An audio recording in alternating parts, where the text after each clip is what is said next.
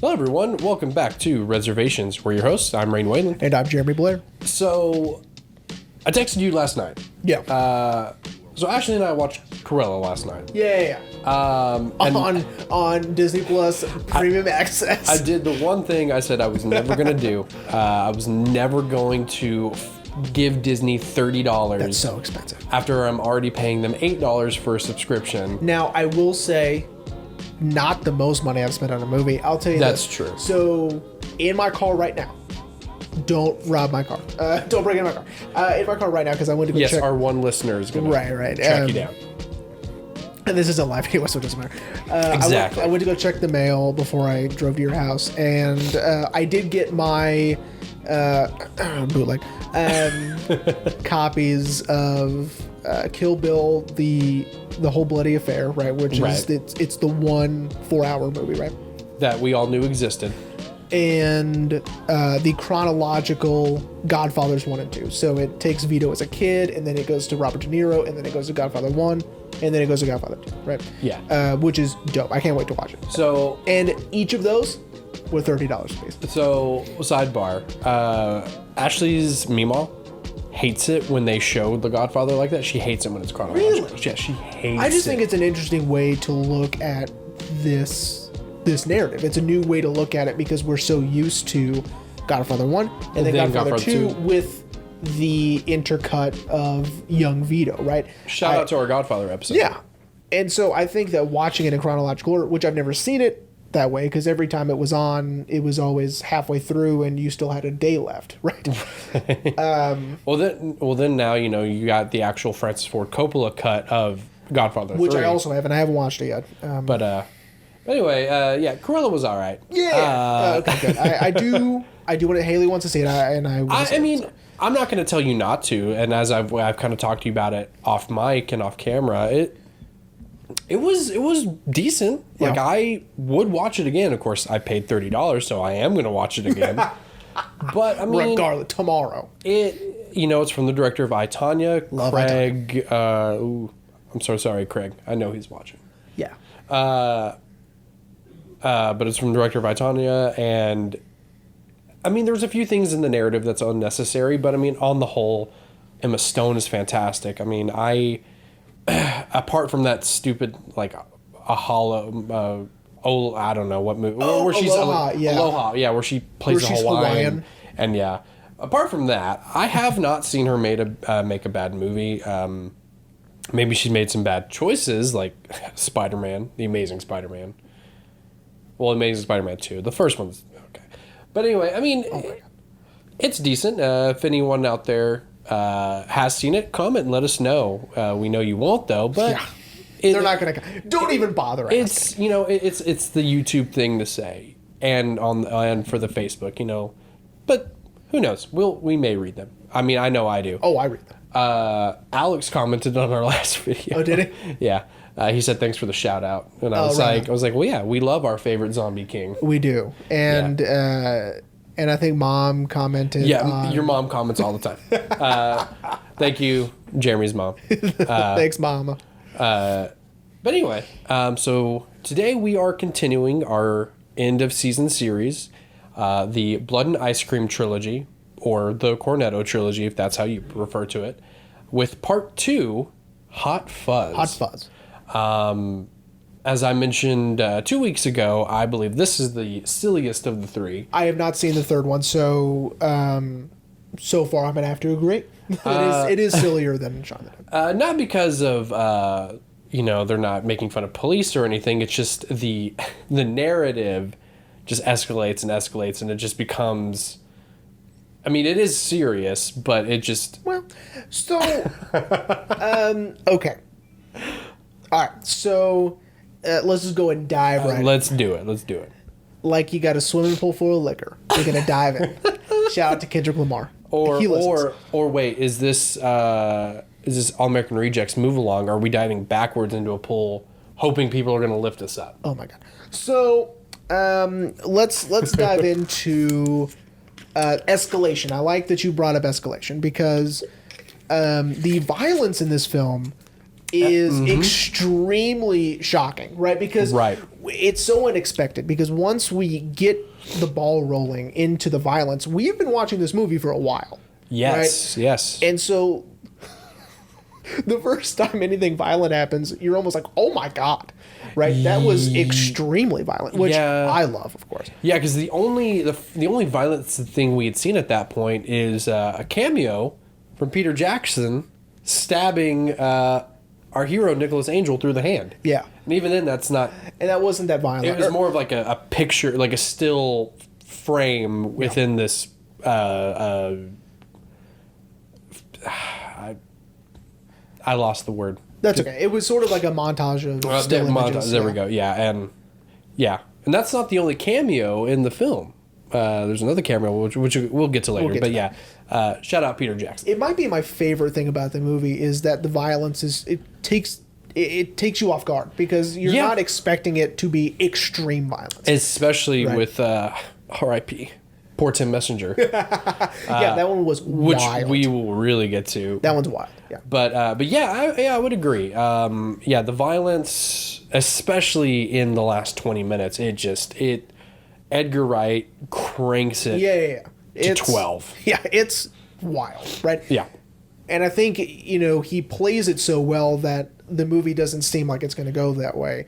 And then once that thing, once the first violent thing happens, you're like, Jesus Christ. And it's also, excuse me, everyone, it's also to be said about Simon Pegg's character in this film, Nicholas Angel, because I just recently as soon as I was done watching Hot Fuzz, I watched his video that he did with GQ where he breaks down his most known characters, and he got to Hot Fuzz, and it didn't really hit me until he said this, is that Nicholas Angel is your by-the-book police officer who would never be considered an action star, but then as the film progresses, he morphs into the action star, kind of as the violence also ramps up. Right, and I think that it's also this sort of, you've seen it a million times, I'm sure, where a lazy, oaf meets a type A nut job,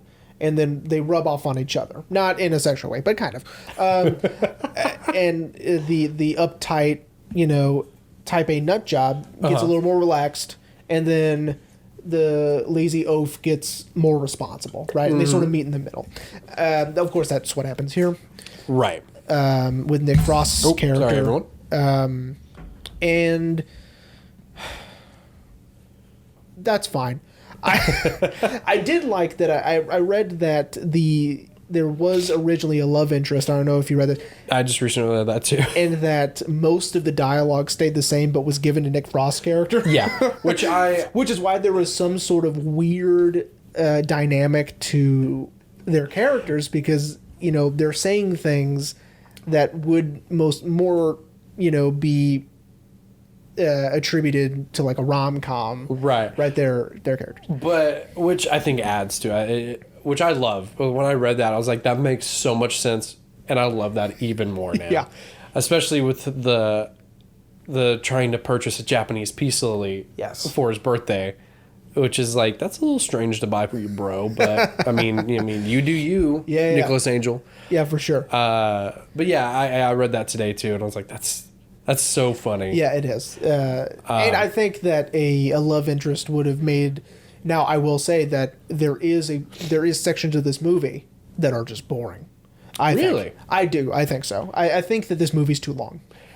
I mean, I never realized it until I put it on last night. After Ashley and I watched Cruella. Of course. Well, after we watched Cruella, and then I played Resident Evil, and then I was like, I should probably watch that movie we're talking about. Probably. And I put it on, and I have it on my Apple TV, and I never realized it until I hit play that it was 2 hours long. Yeah. Because I'm the opposite. I think it's really fast. Oh, okay. Now, not in the sense of we've talked about before, where a film feels shorter than it does. I think it's a very fast-paced movie.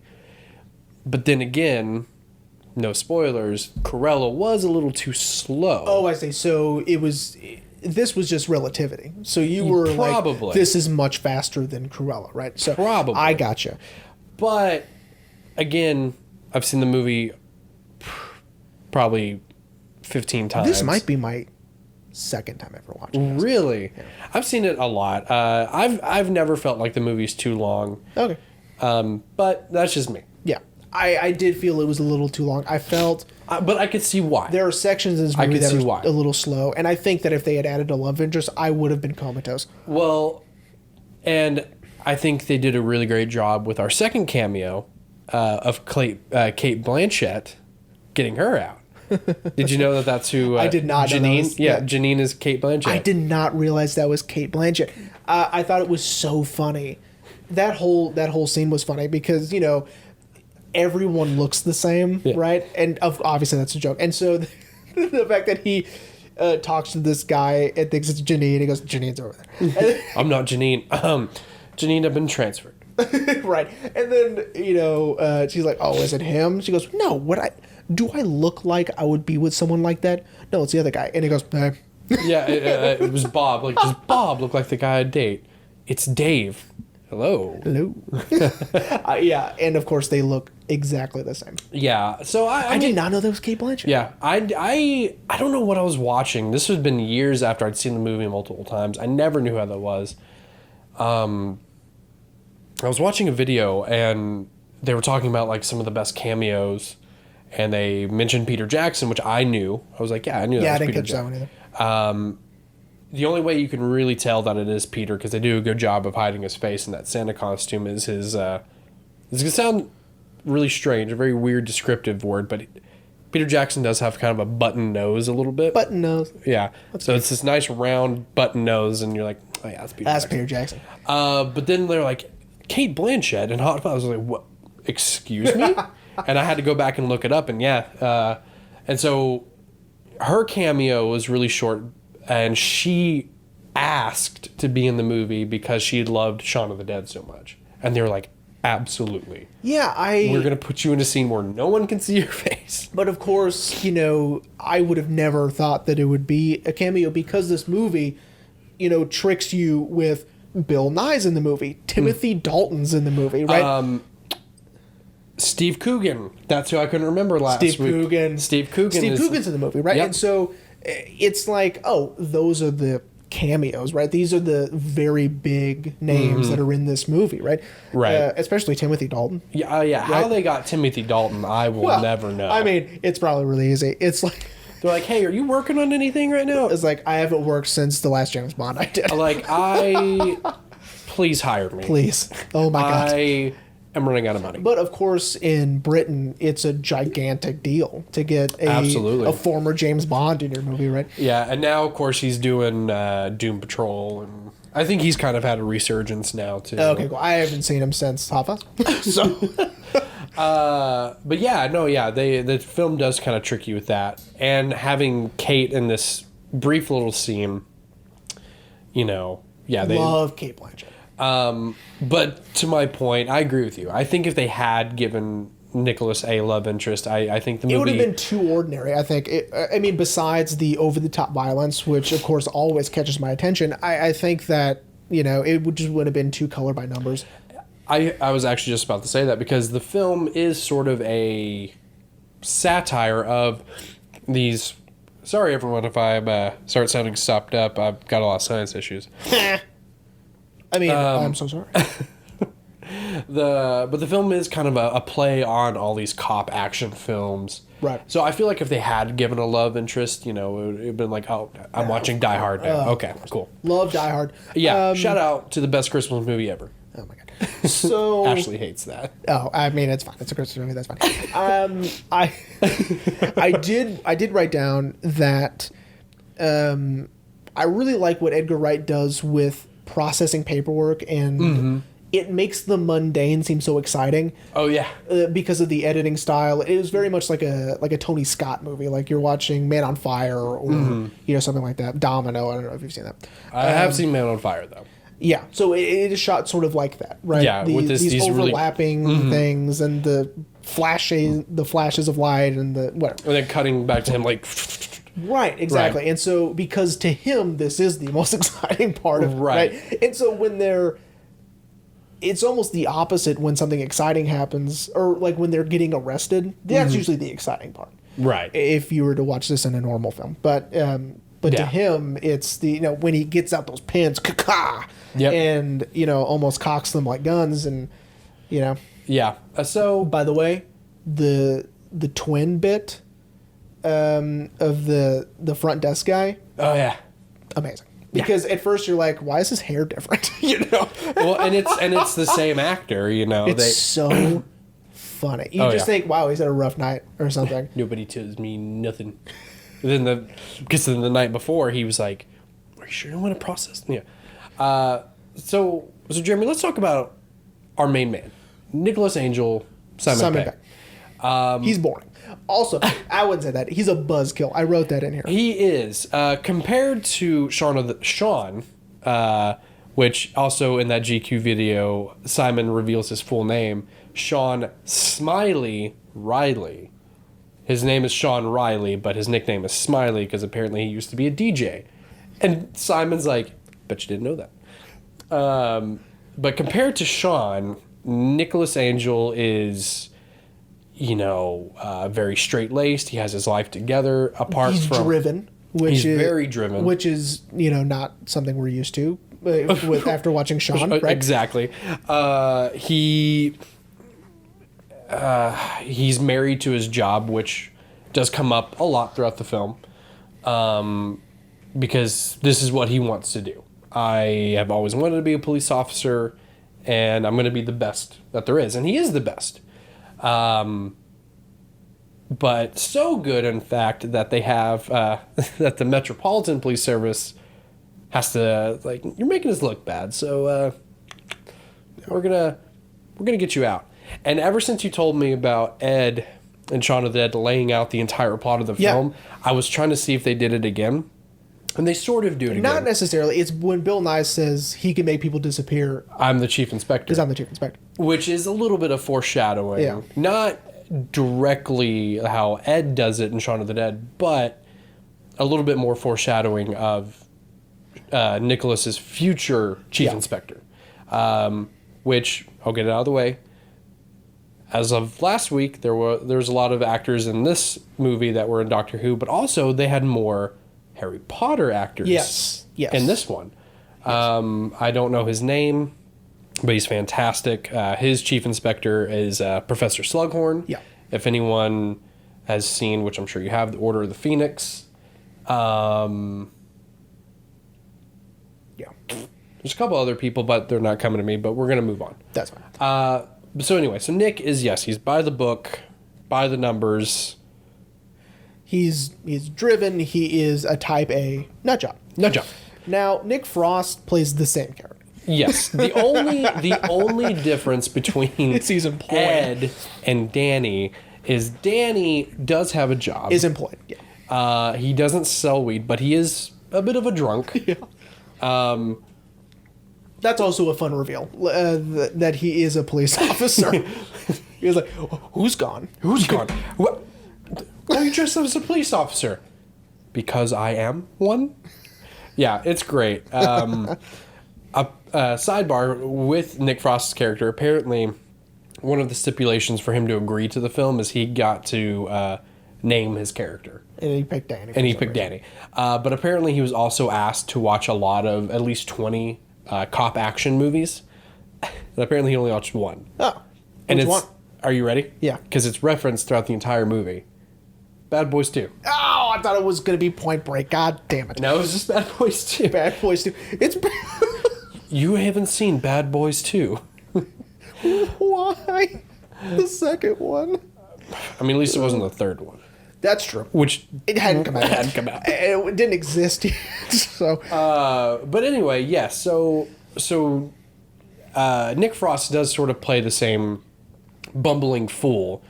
But I would say Danny is a bit of an improvement over Ed. And the fact that he's willing to change, right? Because, again, like I said, they sort of take notes from one another. Yes. Danny starts to take his job as a police officer very seriously, as the film progresses, and Nick learns to relax and pretty much be a human. Enjoy himself. Yes. Yeah. Especially in that last 20 minutes. You for sure know he was like, yes, this is what I do. One of the Harry Potter people you forgot was Filch, because he's got all the guns. Yes. And the sea mine. Sea mine. Why do you have a sea mine? Yes, Filch. I can see his name, but I'm not going to try. I've never known his name. He's great. His brief little cameo. He comes back in The World's End because this is continuing of kind of a Quentin Tarantino-esque of reusing the same actors. Yeah. We see multiple people that were in Shaun of the Dead in this film, apart from Simon and Nick. The old lady who runs the shop is because I didn't get to say it last week, the caucasidal maniac lady. Yes. She's in it. There's a couple other people that were also in Shaun of the Dead. I can't. So the 17-year-old kid is one of the detectives. That he was like, I thought you said this wasn't a social gathering. He's one of the detectives. Yeah. Really? Yes. He just lost a lot of weight. Oh my God! He's one of the Andes. He's one of the Andes. He's the.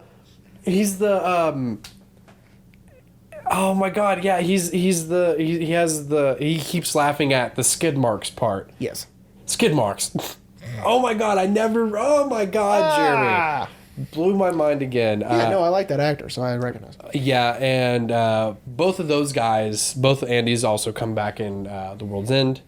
And the guy you were talking about also has that Apple TV Plus show, Turning, I think. It looks pretty good. Okay. Anyway, damn. Yeah. But reusing actors. Right. However, some new additions.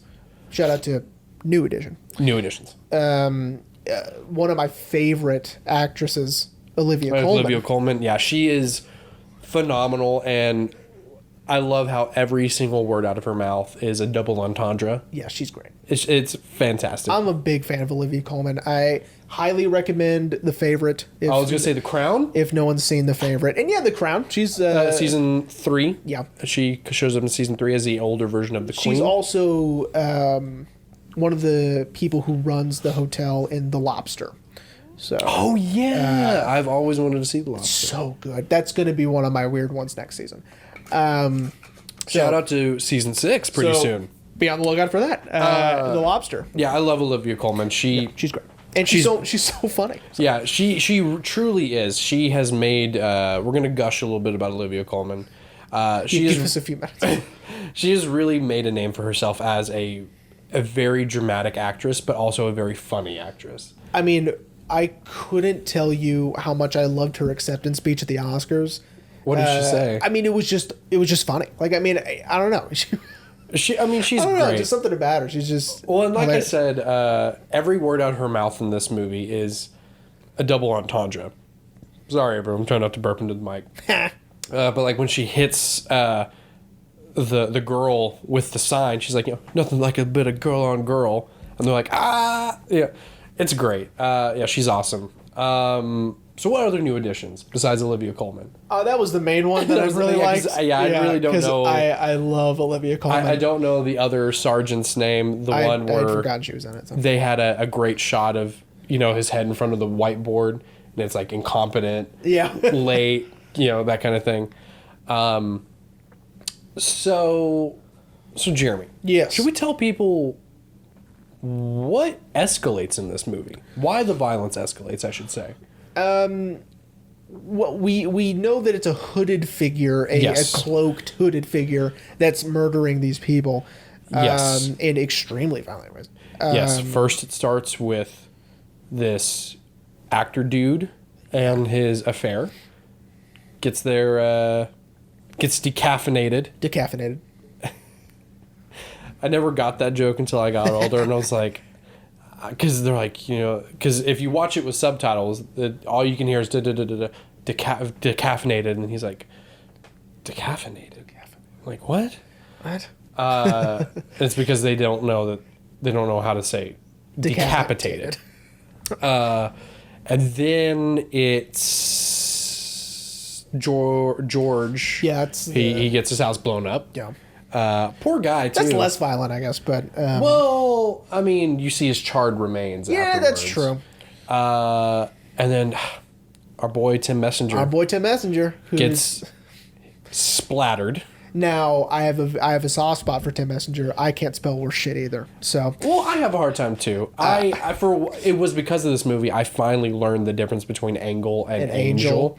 That's fine. Yeah. I was also reading that Edgar Wright thought for sure the misspellings would be in the goofs section in IMDb, even though it's part of the narrative. Oh, right. That they're misspelled on purpose.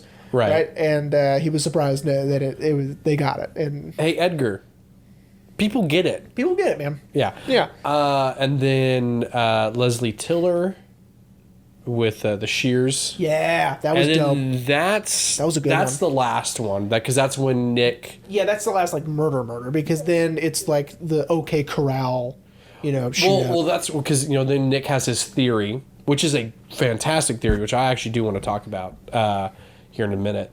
And then we get the reveal of everything. Right. So these people which is also very outlandish and silly. Yeah, that's why I think this one's the silliest. Yeah. But these people have been just dying horribly. This poor actor guy, and Lucy Punch is her name. She was in. She's been in a lot of shit. She was in Bad Teacher. She's been in Dinner for Schmucks. Yeah. She was in the New Girl. That's right. She was a New Girl. She's Genevieve, the principal. Yeah, that's right. She was in she's been a bunch of stuff. Season 2 and Season 3 of Series of Unfortunate Events. She's a great comedic actress. I'm a fan. Yeah, she's good. She barely has any lines, but that's what makes it funny. But they get their heads chopped off. Which I'm okay with, because that I don't like Shakespeare. Well, and even though they're messing it up, which is funny. And they're doing Romeo plus Juliet. Yeah. Which is Romeo and Juliet. Oh, my God. It's awful. It's so dumb. It's pretentious and dumb. And so, yeah, they deserved it. And then George gets his house blown up. And then Tim gets a piece of the church roof in the village broken off and impaled through his head down. So essentially, because if you watch it frame by frame, which I have, wow, his head does explode, and then the needle just keeps diving in. I will tell you that there are two references to two that I caught of great films. One that we've already done. Oh, really? There is a Shining reference when Nicholas gets to the hotel. And he said, "You've always been here," Oh, yeah. Right? And so there's that Shining reference. And Messenger getting impaled by the thing is The Omen, is the reference to The Omen. Yeah. So the whole cutting to Nicholas and then cutting back to Messenger while he's waiting and all that's all Omen. And coincidentally happening at a church. Yes. Yeah, that's so cool. Yeah. And then, of course, as we mentioned, Leslie gets shears through the neck. So cool. That one's the coolest. Yeah, because how they had the blood squirt set up is so cool, because she turns and it squirts all over her window. Yeah. So the whole time Nick has been barely missing this hooded figure. And it's Leslie's murder that he almost gets them. Yeah. And then comes up with this really fantastic theory. If you really think about it, it makes a lot of sense. Uh-huh. This theory of, so he believes the killer has been Timothy Dalton. Yep.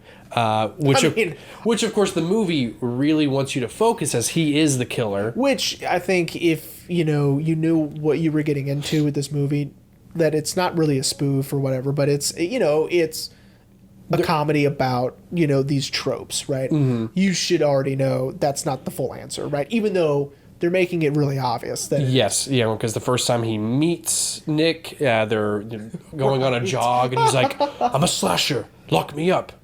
I'm a slasher of prices," and he keeps popping up at the different crime scenes and acting very strange, saying weirdly, very suspicious, very, very sus. I'm sorry, I had to do it. Okay. I had to do it to him. Hey. But yes, and so he has this really great monologue. Nick, Simon Pegg, has this really great monologue of accusing Timothy Dalton. Here's why I know you did it, because he knows for certain he did it. And technically he's not wrong. He's not wrong. But he is wrong. He's wrong, but he's not wrong.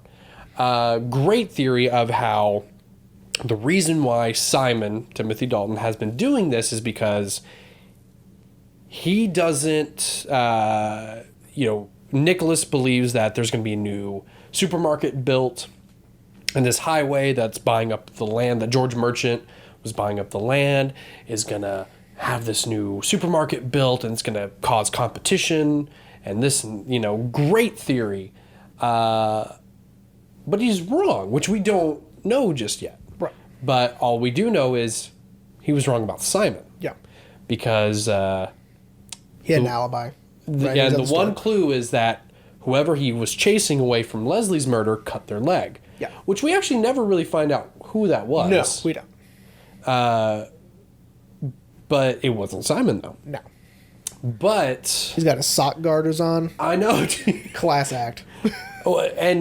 And doesn't that feel like something Timothy Dalton would just wear anyway? Yeah. Like, I mean, he just showed up on set like that.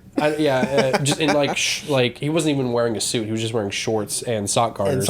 And Edgar was like, "You're gonna wear those, right?" And he was like, "Oh yeah, for sure." And he's like, sure.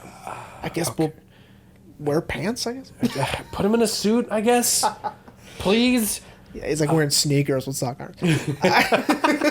Oh my God! Timothy Dalton's gonna show up at our door now and be like, "Gonna be very upset. Like, how dare you? I never wear sock garters. I didn't even wear those for those scene." And we're like, "Okay, I'm sorry. I used a leg double." Timothy Dalton's out of his mind. Come at me, Timothy Dalton. But anyway, so Nick unfortunately couldn't make it stick. No. And also following in the tropes of an action movie, he kind of gets despondent. Like, well, I was wrong. Well, okay, time to just give up. Because the village he's in, everyone has chalked these deaths up as accidents. And he doesn't understand why. Coming from London, he has seen action around every corner. And being a good cop that he is, he knows, okay, these aren't accidents. Yes. Something is going on here, but no one believes him. None of his colleagues, except for Danny. Danny half believes him, but none of his colleagues believe him. His chief inspector doesn't believe him, and no one really is questioning anything. No. Except for him. And so he gets despondent, and then we have and I forgot to mention it last week, our second, well, we'd seen it earlier in the film, but our second viewing of the Cornetto ice cream. Right. Hence why this series, this trilogy is called the Cornetto Trilogy.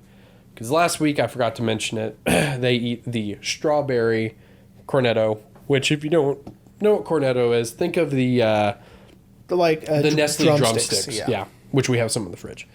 I can't eat those. For why? That's right, because they have peanuts on them. Jesus Christ. I'm sorry. Yeah, it's fine. I'll just scrape them off when I give them to you. But anyway, and then in this one we get the original flavor, which is just vanilla and chocolate, but it comes in a blue wrapper, hence why it's in this movie, and the strawberry was in Shaun of the Dead, because blood. Anyway, you get it. Jesus Christ. Yeah. But yeah, and then we get the reveal of why Nick wasn't wrong to suspect Simon, but why he was wrong in the theory. Yeah. So it wasn't just Simon causing these murders. It was actually all the town. It was the neighborhood watch group.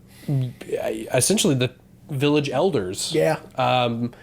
Have been doing this. And And this is why the film is a little silly, is their reasoning why they have been doing these awful things. It's because they want to be the best village ever. And, well, we killed the actors because they were just bad actors. They were bad actors, yeah. We killed George because his house was ugly.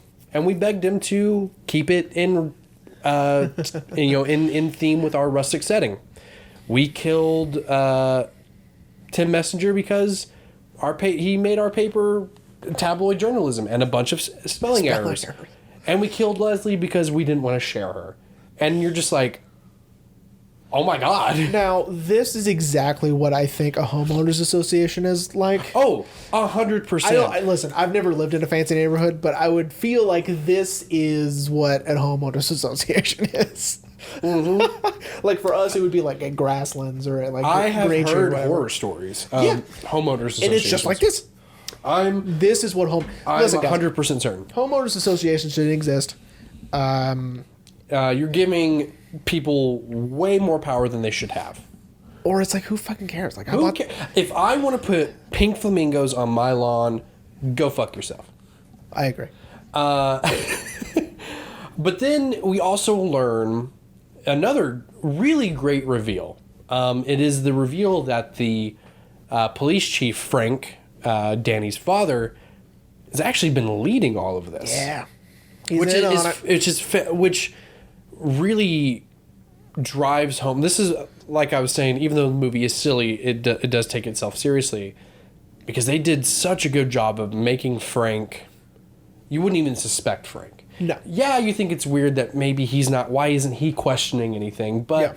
But you think he's sort of like this silly, because goofy, because very early on we realize that he's a Wild West nut. He loves eating chocolate cake and ice cream at the precinct. As punishment. As punishment. And I gotta say, I should start capitalizing on that. So if my employees get in trouble, I'll be like, well, I guess we're gonna start eating ice cream now. You know what would be really like? This is obviously gonna be a sidebar, as you say. Yes. This is gonna So I think that would be. It would be a fun experiment to like really get on to someone about something and then give them cake, because then every time they have cake, after a while, they're just going to think that they're in trouble. Love it. So it's like Pavloving these. Well, especially with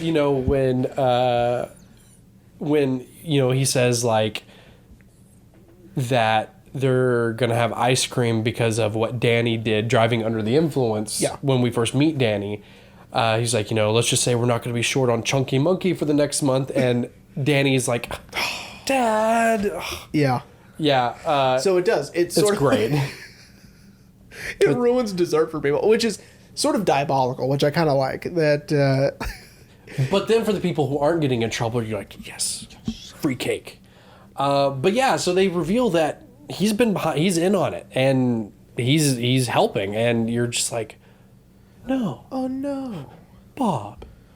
No. And then again, taking itself seriously as to truly why they're doing this. And it's because Frank's wife, Danny's mom, committed suicide because she poured her heart and soul into the Village of the Year contest. And the day before the judges were set to arrive, these... I'm not going to use the term. Just wild people essentially came in and just ruined the town, and they didn't win the Village of the Year, I think he said they lost their streak. Yeah. And she couldn't take it, and she killed herself. So Frank said, "No more." Which is also silly. Yeah, the whole thing's silly. It is very silly. Don't kill yourself. Especially don't kill yourself if someone ruins your streak. Yeah, that's what I meant. You take the L. I'm not saying don't ever not kill yourself. I'm just saying, like, don't do it for that reason. Wait, so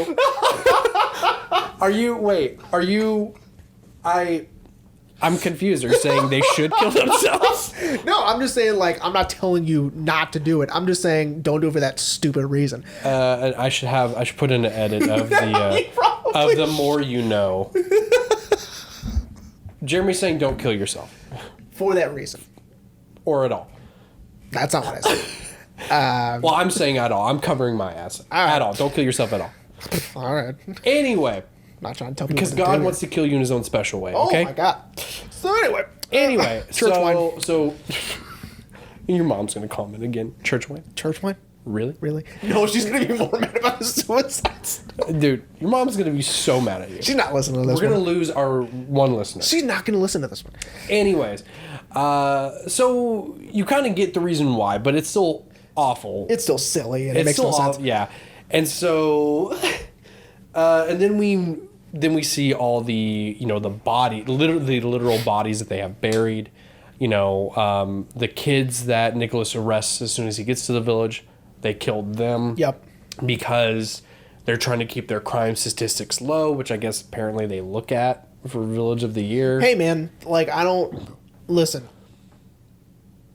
don't tell people how to run a Village of the Year thing. I would look at crime stats too. That matters. They kill poor Filch because they took all his guns away because he had a warehouse full of guns. Yeah. They killed the thief that, Oh, that's right. Kevin Federline. It's not really Kevin Federline, but it looks like Kevin Federline. Well, I just always refer to him as the fuck ugly guy. Yeah. Because that's the only time I've ever heard fuck ugly, not fugly. Yeah. Because he's fuck ugly. Well, and I thought it was so funny that he ended up knowing who it was. He goes, "Well, I couldn't see his face." I'm not made of eyes. Yeah. But yeah, so, and Nick just can't believe it. And then that's when the last 20 minutes of the film, they think they've killed him, but he comes back on a white horse, very tropey.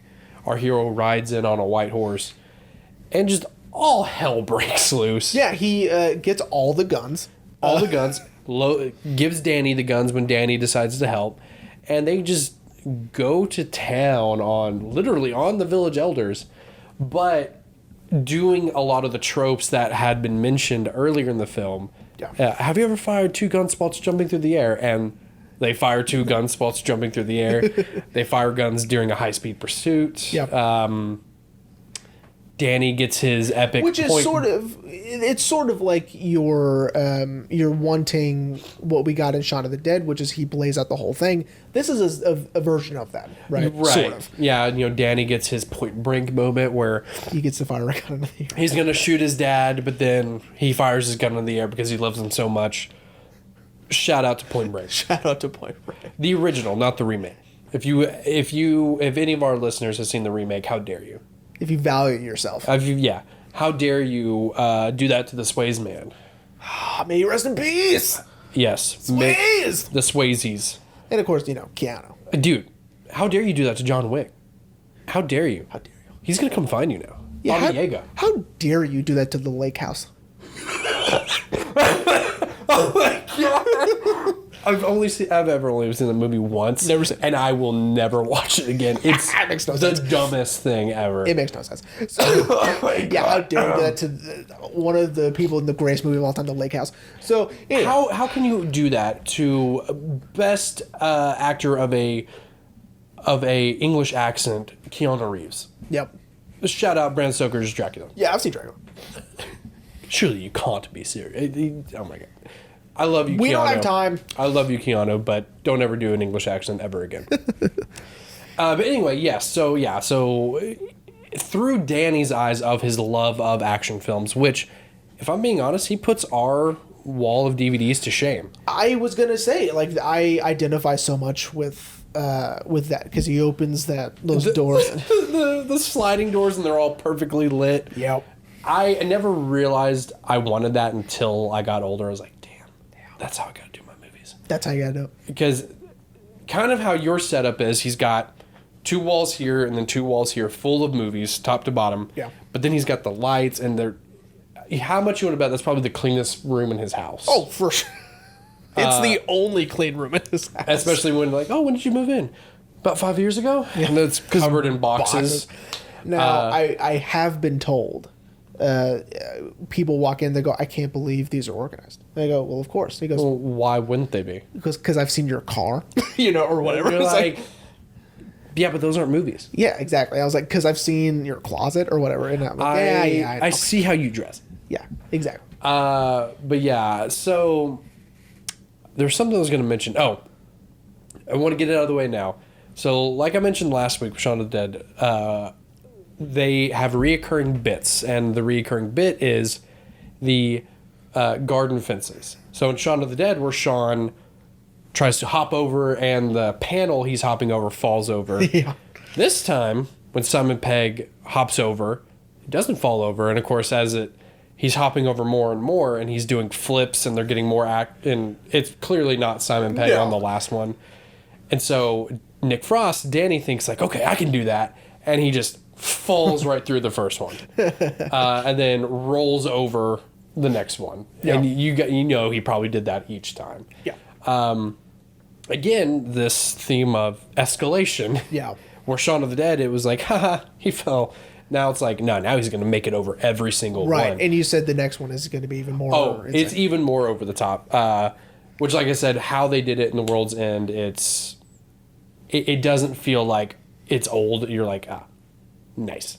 That's fine. So now I will mention. I guess it is supposed to be silly. I was just like, oh, the movie's still going. When the mine goes off and then, explodes. Right. I was like, wait, there's still more movie left? You know what I mean? Mm-hmm. You guys did it, though. You won. But they missed someone. They missed the guy up in the watchtower. Yeah, that's true. Yeah, the sea mine goes off. Because I guess they don't realize that you push the pin in. Yeah, I guess. Hitting it doesn't set it off. You push the pin in, which I don't know how that works. I've never seen sea mines. Yeah. How underwater? Now, I have seen sea mines in Finding Nemo. Yes. Poor Bruce. I mean, but in that movie, it hits it and it goes off. Yeah, exactly. So I don't know. What are the rules, guys? Who makes these sea mines, and why can't you keep it consistent? Yeah. Anyway, so I've lost my train of thought. Okay. Sorry. Okay. So, Jeremy, would you like to talk about how Edgar really hones in his style from Shaun of the Dead to this one? We see, hints of what would later be, like his Baby Driver style in Shaun of the Dead. And we forgot to mention last week the hitting with the pull cues to the beat of the music, right? Yes, that was something I really wanted to talk about, and I completely forgot. Just a little asterisk right here. In Shaun of the Dead, there's a scene where they are hitting the bar owner who has now been zombified to the beat of Queen's "Don't Stop Me Now." Yeah, and it's perfect. Right. So done with the asterisks. This one, it doesn't have a lot of music cues per se. Right. So, but with the quick, montage cuts with right, like with them loading up with the guns. Yeah. I think that's very Edgar Wright. Very much so. The stuff with the car at the end, when they're going on that high pursuit. That's very Edgar Wright that we would come to know and love. I think that I would say there's less in this one than in Shaun of the Dead. And I'm gonna go ahead and warn you now. In the World's End, there is even less. Oh, that's interesting. Why I love Edgar so much, and I'll get more into it next week, guys, for the finale. Why I love him so much is that he doesn't try to replicate his style. With this one, he tried to not necessarily replicate it, but he tried to give us things we are familiar with already from Shaun of the Dead. Right. But as Jeremy, as you said, he tones it down a little bit. And then in The World's End, he tones it down a lot. There's a lot of shots in The World's End that are we hadn't seen these kind of shots before. Right. And that's why I love him so much, which I meant to start the episode with this, but we released our Shaun of the Dead episode when he dropped the trailer for his new film, Last Night in Soho. Right. Which I'm very excited for. Yeah, I think that's going to be really dope, yeah. It looks phenomenal. yeah, he does kind of tone it back a little bit. You know, it still feels very much an Edgar Wright. There isn't any music syncing to the action, and there's none of that TV stuff that I liked from Shaun of the Dead, where it creates that cohesive sentence when he right. Yeah. So there's really none of those things. One of the big things he kept was his quick cuts, like when Shaun is getting ready. Yes, he kept those. Like especially they replicate that with poor George Merchant, who gets exploded when he comes home from the bar and he's drunk and he's peeing all over the seat. Right. And they leave the pee spots all over the seat as he's flushing the toilet. Yeah. But like when Nick finally makes it to the village, sits in his hotel for about 5 seconds and is like, okay, I gotta go out. Right. You know, those kind of things. Yeah. But yeah, no cohesive sentence through a medium. Right. I'm trying to think of anything else. Well, and of course we are rightly so, I think, but also I think it might be unfair to just like say Baby Driver's the ultimate Edgar Wright movie, right? That's not what I'm saying. I'm saying that it takes a lot of these tricks and things that he does. Baby Driver is a high point for him. He takes everything that he had learned and done with these 3 films, because I believe The World's End came out before Baby Driver. Yes, it did. It was 2013. But all the tricks and stuff he's learned with these 3 films and adds them to Baby Driver, and it all culminates in this fantastic, fast-paced, comedic drama, which is great. Yeah. Baby Driver is awesome. I really hope he doesn't actually make a sequel. Yeah. There are plans for a sequel, and I don't think he should do it. Ew. I think it was a perfect standalone film. I agree. Just like these films. Like we mentioned last week, there was a proposed idea for a sequel to Shaun of the Dead, and luckily he was like, no, it works perfect by itself. Which, again, I would have loved because it was from Dusk Till Shaun. Which also is kind of speaking of the title of this film. Originally, it was going to be called Hot Fuzz with 2 T's. Mm-hmm. Why? I don't know. But apparently Simon Pegg was real adamant, like, no, it's got to be 1 T. Yeah, Hot Fuzz. Again, I don't know why the 2 T's. Maybe it's a British thing. Maybe. Yeah. Now, one other thing I do want to talk about. A lot of people, which I didn't know, but after reading a lot about the film, a lot of people thought that they were making fun of police. Oh, that's funny. But Simon has gone on record multiple times to say, like, no, we weren't making fun of police. The British way of saying police is the bobby. Is kind of this punching bag of a joke, I'm going to use a terrible example because I know you don't like this movie, but in Shanghai Nights, when we see the bobby, they are a punchline. Yeah.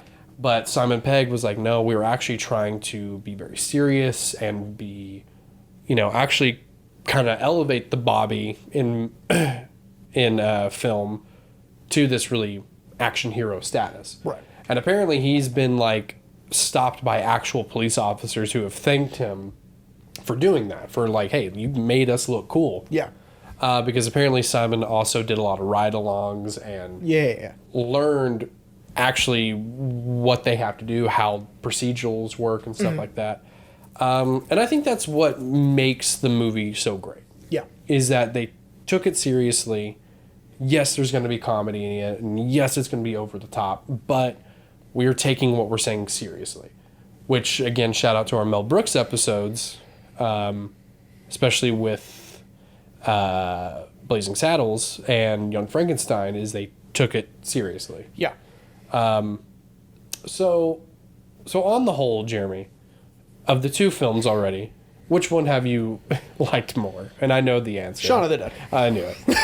Yeah, again, everyone, I know we both said it a lot this episode, but this one is, in my opinion, the sillier of the three, but of the two we've talked about so far, it's the sillier of the two.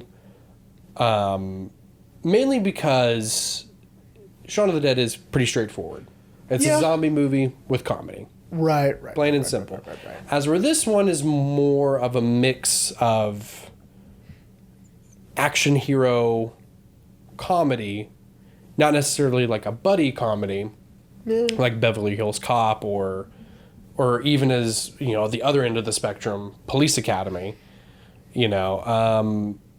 but it's this kind of like weird in between of being a laugh out loud comedy, but being very serious and taking its subject matter serious. Mm-hmm. And then we're going to see the complete opposite of that in The World's End. Yep.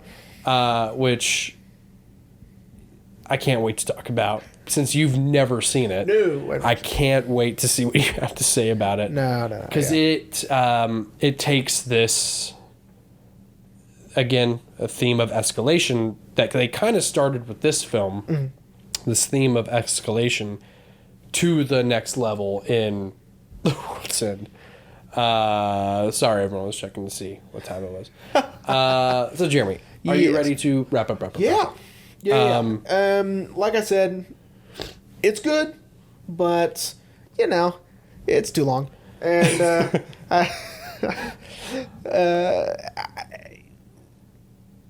yeah. You heard it here first. Everyone. Yeah. Jeremy, 2021.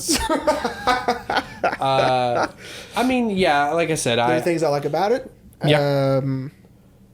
Like a few of the bits I think are hilarious, like the twin bit or the CSI crew bit where everyone's the same. Yeah, that's fun. Yeah. Oh yeah, and I completely agree. Of course, I love these movies dearly, so I can't pick a favorite.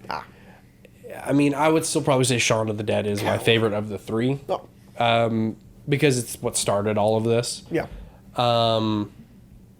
But yeah, this movie's still great. And again, what makes these movies so great is they all are standalone films that you can hop into any three of them and enjoy. But yeah. So that brings us to next week. So next week is the series finale, but also the season finale. Now, we do have a bonus episode planned. Yep. If you missed 2 weeks ago, we'll talk more about it next week. Yeah. But so next week will be the series and season finale, The World's End.